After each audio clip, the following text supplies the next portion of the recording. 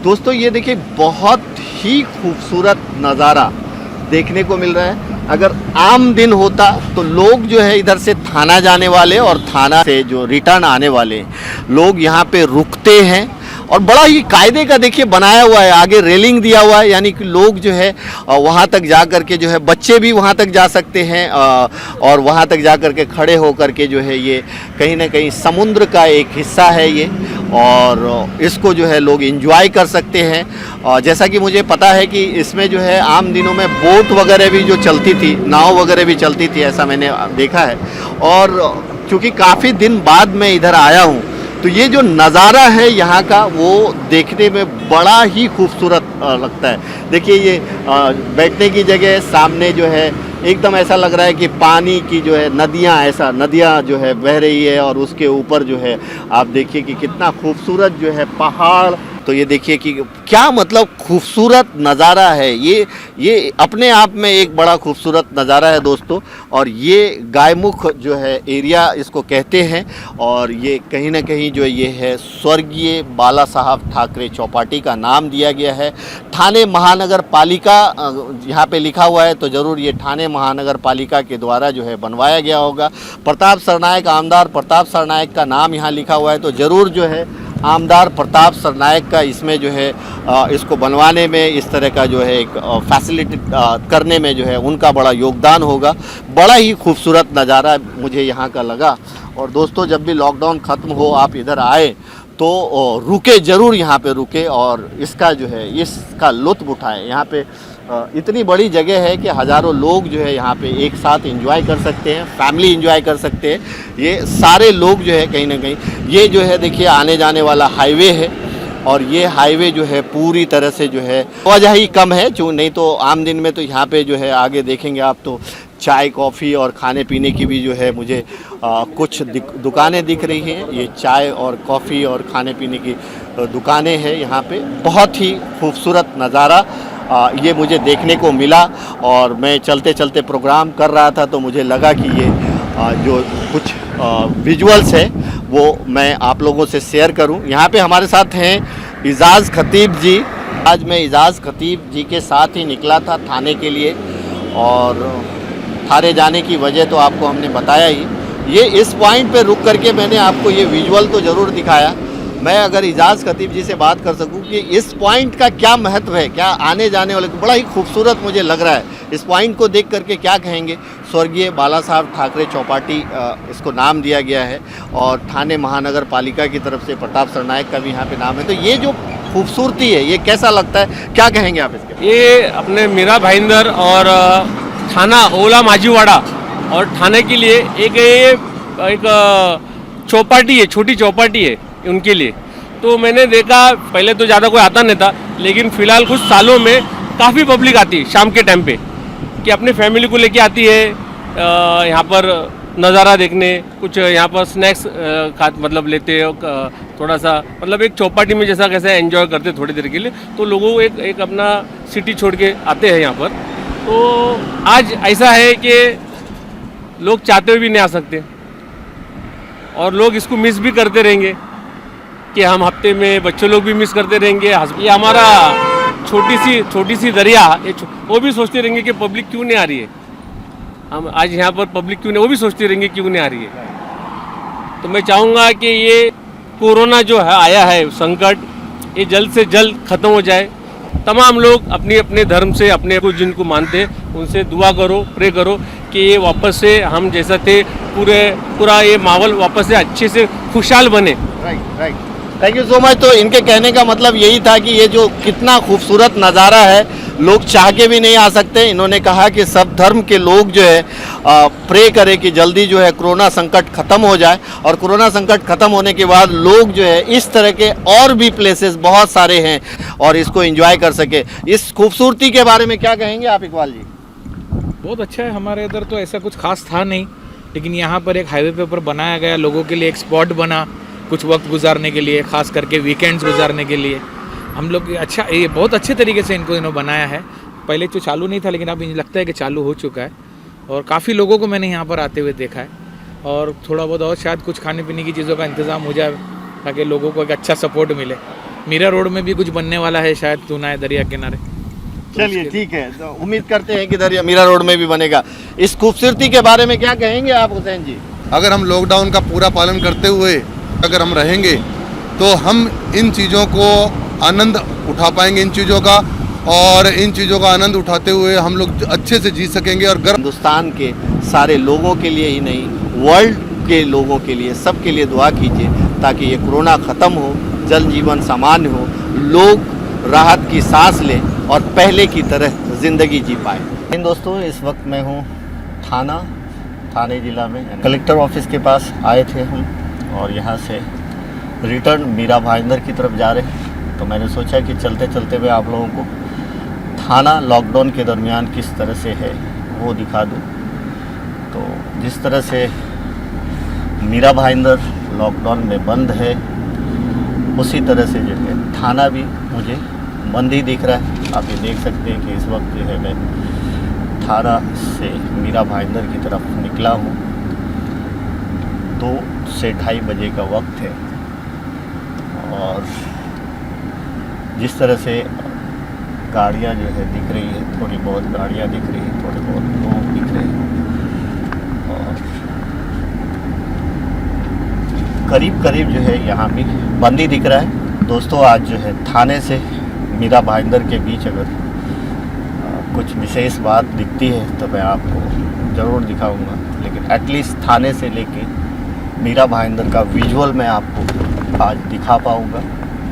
तो करीब करीब जो लॉकडाउन है वो थाने में भी मुझे लॉकडाउन दिख रहा है, यानी थाने में भी जो है आसपास की जो है आवाजाही तो कम दिख रही है।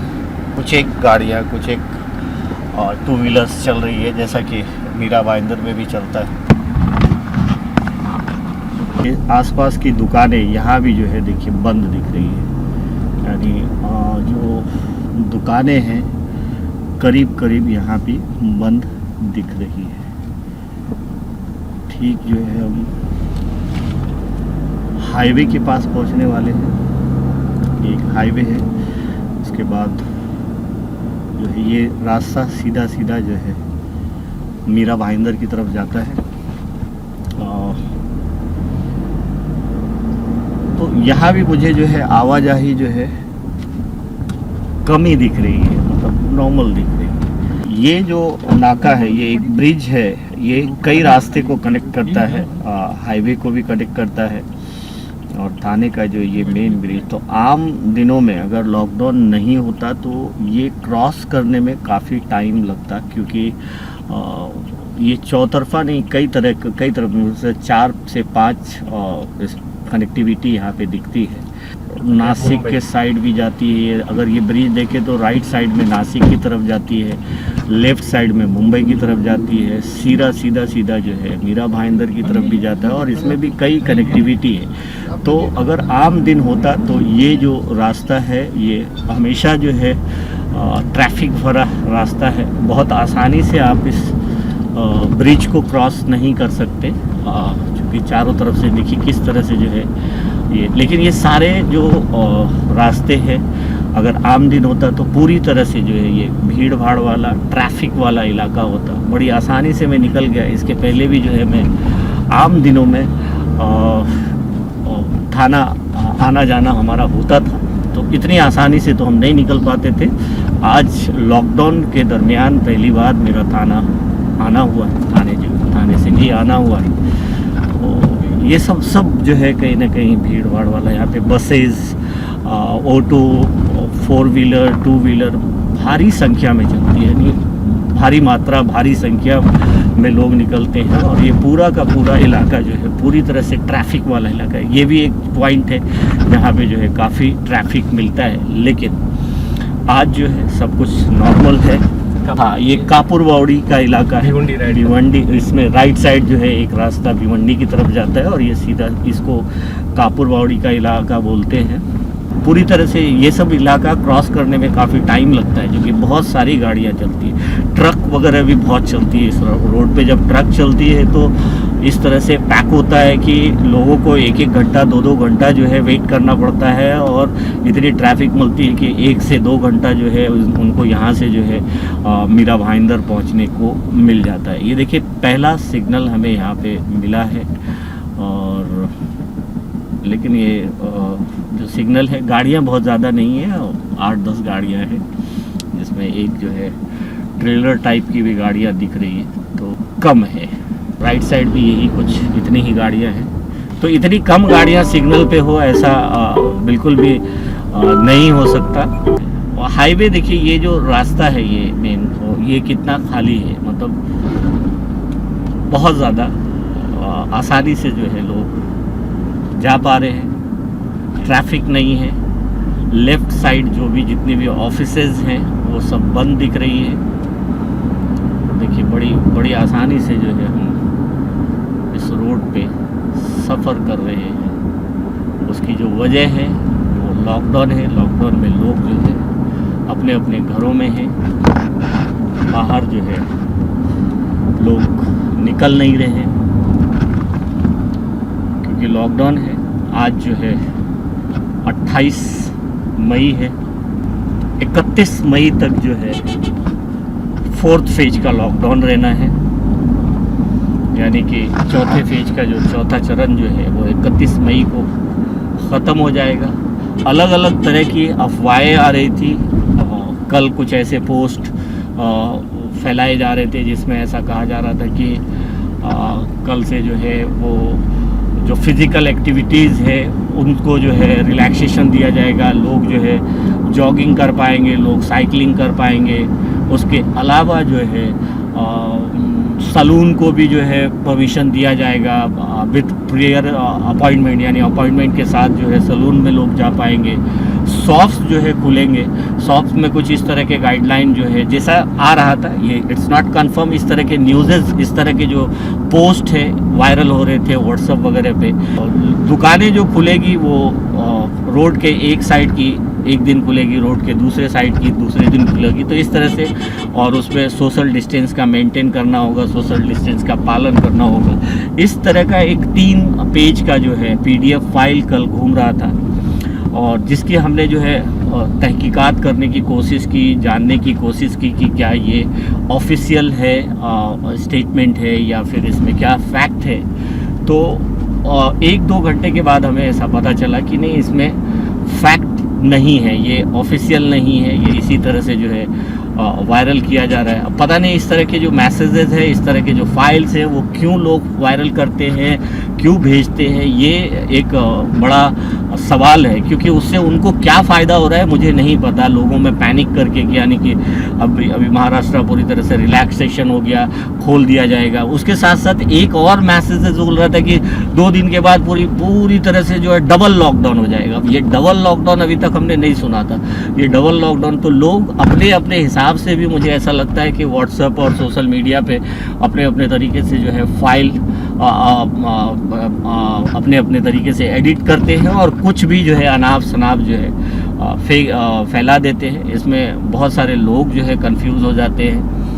मीडिया भी कई बार ऐसा कंफ्यूज हो जाती है कि क्या करें क्या नहीं करें, क्या सही है क्या गलत है, लेकिन मीडिया के पास अपने सोर्सेज होते हैं जिसका इस्तेमाल करके वो जो है इसके फैक्ट को पता लगाते हैं। तो मैं ऐसे देखिए, अभी एक गाइडलाइन भी आया है कि व्हाट्सएप पे अगर कोरोना से संबंधित या किसी भी ऐसे तरह का फेक मैसेज और फेक ये होता है तो उसके एडमिन पे कार्रवाई होगी। ये इन्हीं सब चीज़ों को देखते हुए, लेकिन इतने सारे जो है कई बार कार्रवाई भी हुई है इस तरह के, लेकिन इस तरह के फेक मैसेजेस वायरल होते ही रहते हैं। पता नहीं लोगों का इसमें क्या फ़ायदा होता होगा। इधर समझ में नहीं आता है इनकी इतनी हिम्मत कैसी होती है कि इसके ऊपर इतनी सख्त कार्रवाई हो सकती है, उनको मालूम है। और साइबर पुलिस जो है वो ढूंढ निकालती है ऐसे लोगों को, ठीक है। तो ये क्यों नहीं, उनको डर, एक खौफ क्यों नहीं होता है? एक झूठी अफवाह फैला के उनको क्या मिलता है, क्या फायदा मिलता है? अभी देखिए, जैसा कि कल ही मैं देख रहा था कि ऐसा एक 3 पेज का PDF फाइल वायरल होता है जिसमें सलून को भी परमिशन मिल जाएगा, इसको भी परमिशन मिल जाएगा। तो ऐसे लोग हरकत करते क्यों है? इससे क्या फायदा होता है? आप कुछ बता पाएंगे कि इससे फायदा क्या है? लोगों में पैनिक करना, पैनिक करके ये एकदम 3rd क्लास सोच के लोग रहते, 3rd क्लास।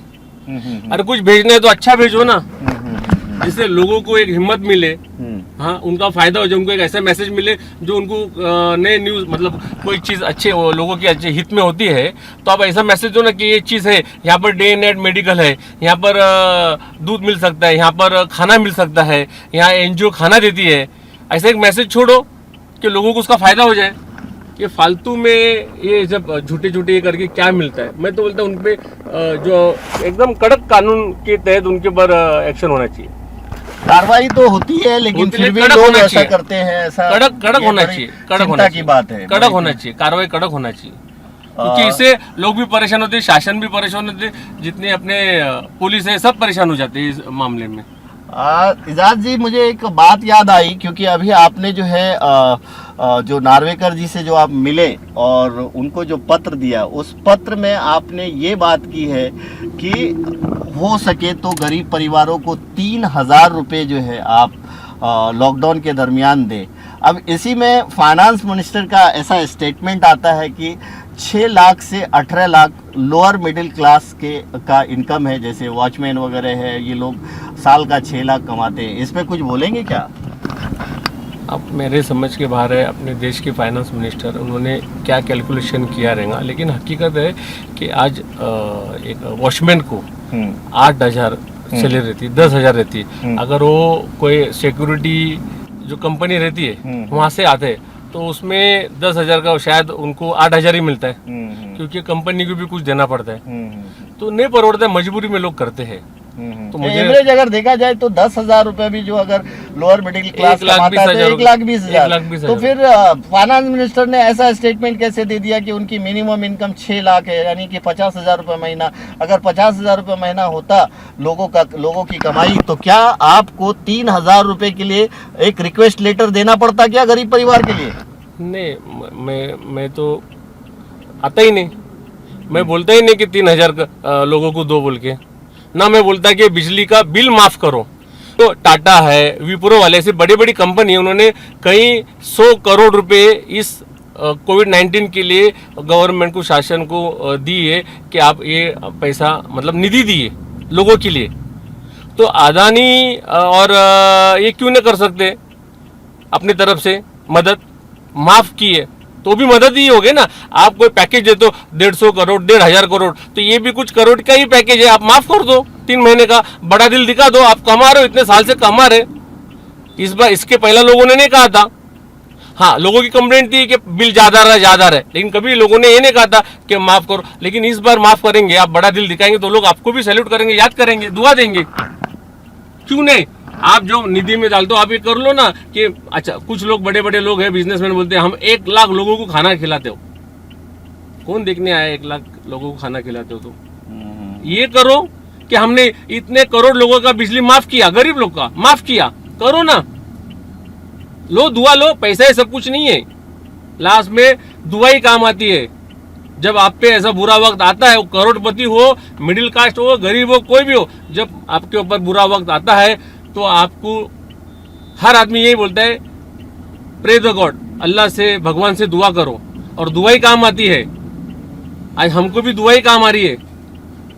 जो हमने कल कलेक्टर साहब से, हम छोटी सी हस्ती है, लेकिन कल कलेक्टर साहब से हमने टाइम लिया, आज उन्होंने 1 बजे का टाइम दिया हमको। वहाँ इतना स्ट्रिक्ट है कि बिना अपॉइंटमेंट किसको ऊपर भी नहीं भेज सकते।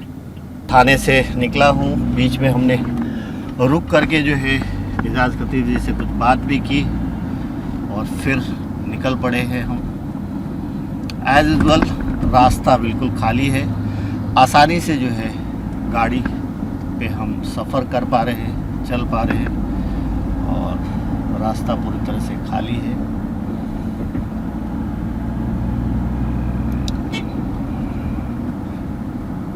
मैं बॉम्बे भी गया था, तो बॉम्बे भी कमोबेश जो है इसी तरह से देखने को मिला था। रोड खाली थी, हालांकि जनजीवन सामान्य लग रहा था, लेकिन क्योंकि बड़ी संख्या में गाड़ी को निकालने का परमिशन नहीं है, बड़ी संख्या में 4 व्हीलर 2 व्हीलर नहीं निकाला जा रहा है, इसलिए उनको जो है परमिशन नहीं है, इसलिए गाड़ी रोड पे कम है।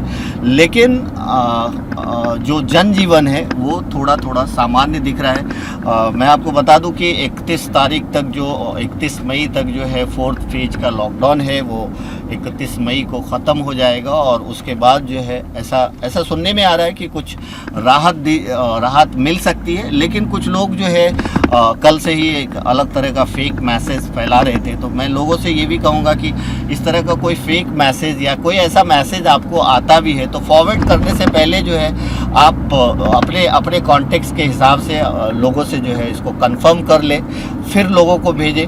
नहीं तो मतलब ये कहीं ना कहीं पैनिक क्रिएट कर देता है। अलग अलग चीज़ जो है लोगों में पैनिक क्रिएट करता है, लोगों में एक डर भी आ जाता है। कई बार अगर गलत मैसेज होता है तो डर आ जाता है।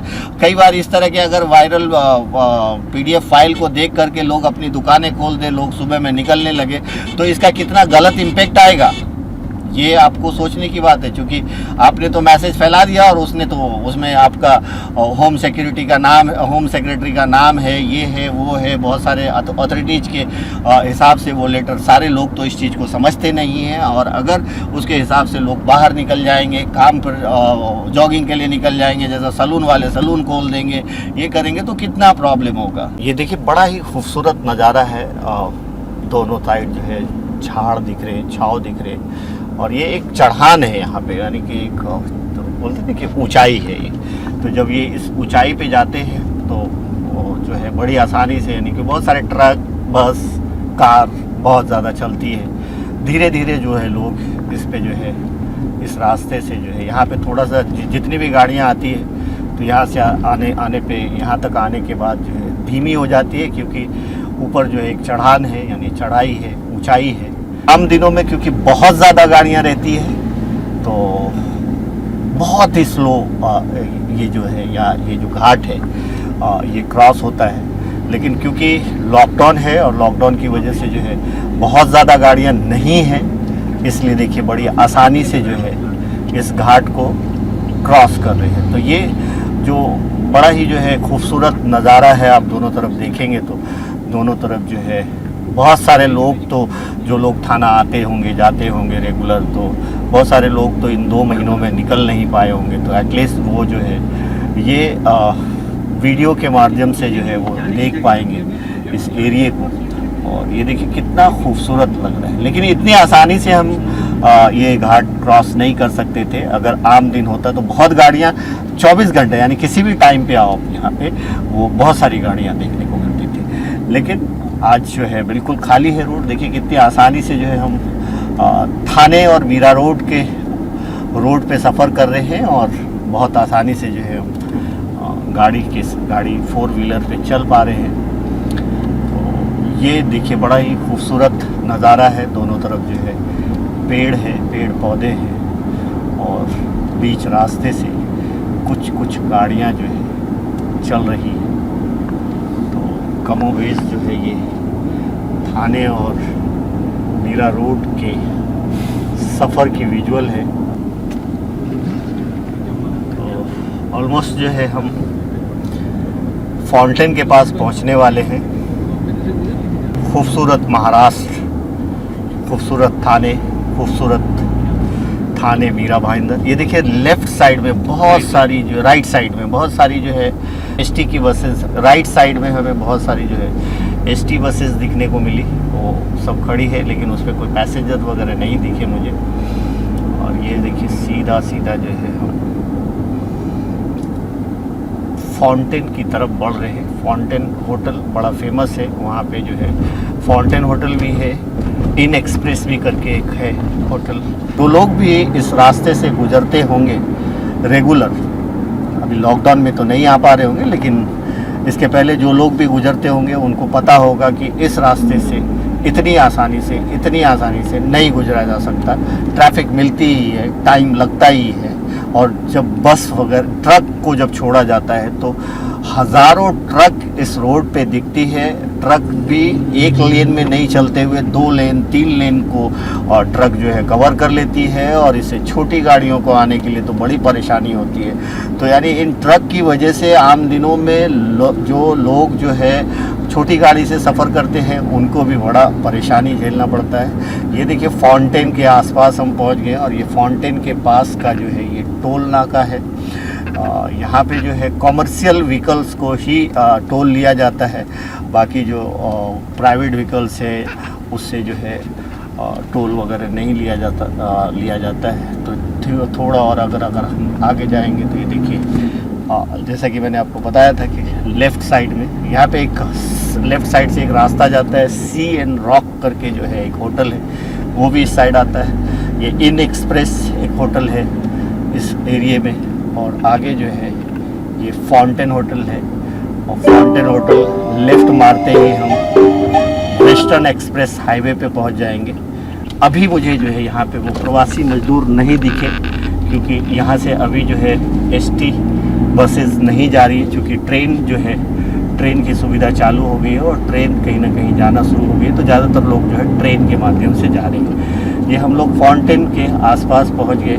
तो दोस्तों आज जो है हमें थाने जाने का मौका मिला। मैं फिर से बोल दूं कि कुछ लोग हमें कहते हैं कि आप जो है हमेशा जो है इजाज़ खतीब ही आपको कैसे मिल जाते हैं। तो दोस्तों मैं आपको बता दूं कि इजाज़ खतीब जो है कभी जो है कहीं निकलते हैं, लॉन्ग ड्राइव पे निकलते हैं, मैं उनके साथ हो लेता हूं ताकि आपको वो विजुअल भी दिखा पाऊं और उनसे बात भी कर सकूं, और थोड़ी सी सहूलियत हो जाती है उनके साथ। उनकी कार में ट्रैवल करते हुए वीडियो बना लेता हूं मैं। तो ये वो बड़ी वजह है जिसकी वजह से जो है वो जो है हमसे जो है हम हमेशा उनके साथ नज़र आते हैं।